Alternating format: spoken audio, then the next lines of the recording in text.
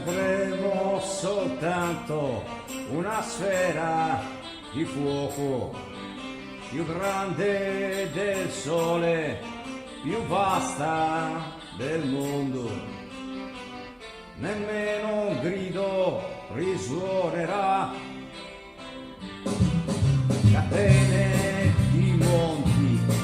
coperte di neve saranno confini a foreste di abeti,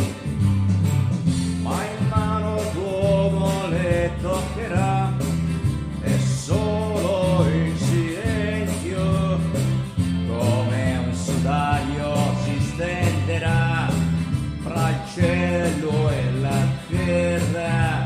per 1000 secoli almeno, ma noi non ci saremo, noi non ci saremo, no.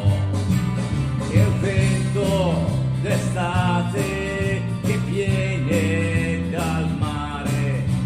intonerà un canto fra 1000 rovine,